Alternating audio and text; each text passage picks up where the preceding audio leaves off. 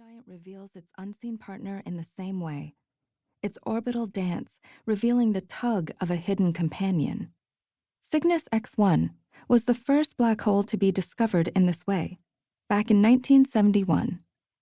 Seeing an object that should be impossible to see caused quite a splash. Many believed that such an object could not even exist. Even Stephen Hawking bet that the discovery was a mistake. He was happy to be proved wrong. As a physicist, I have always been fascinated by black holes, which remain one of the ultimate mysteries in physics and astronomy. But their discovery also held a deeper meaning for me. The universe was showing us that nothing is truly invisible. Like other women scientists who came before me, I have some experience with being invisible. When I think back to my time as a young woman pursuing my bachelor's degree at an American university, the words I remember most clearly are, "Good morning, gentlemen."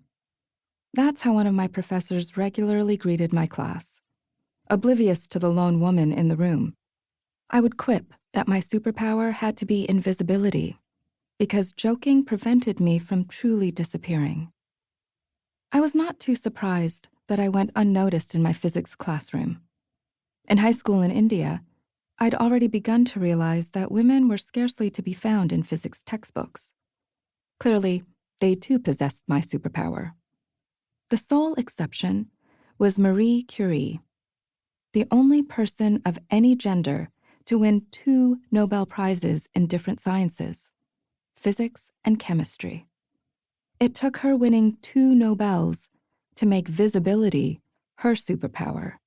My friends and family also had not heard of any other women physicists. I now live and work in Canada, and here too, women in science remain unseen to a strikingly large percentage of the population.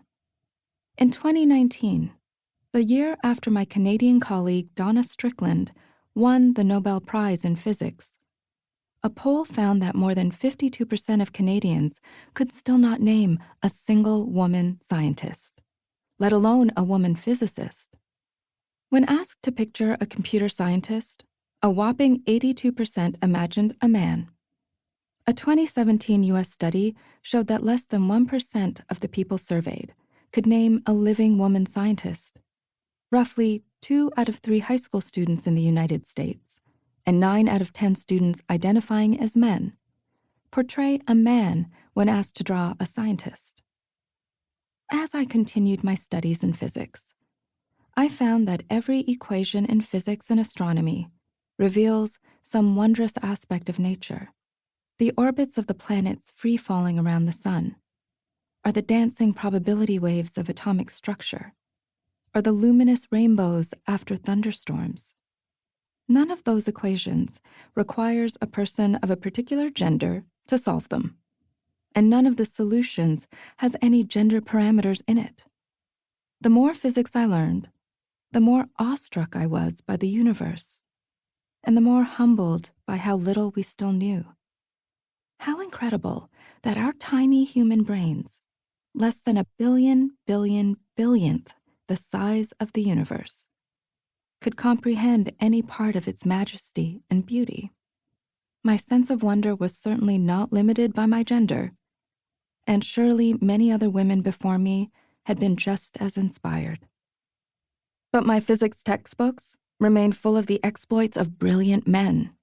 Einstein, Newton, Galileo, Schrödinger, Bohr, Rutherford, Maxwell, Tesla, Faraday, Heisenberg, Planck. There were plenty. I completed my undergraduate program, but no woman taught any of my physics courses. A tiny voice inside my head that would not be quiet kept wondering if I had the wrong combination of chromosomes to pursue physics. I asked friends and other scientists why there were so few women in the field. Some told me that women were better suited for fields that involved nurturing, as if the laws of the universe had nothing to do with nurturing life on Earth. Others felt women lacked the confidence and courage to explore new frontiers in physics and astronomy, or the requisite drive and the energy. Yet others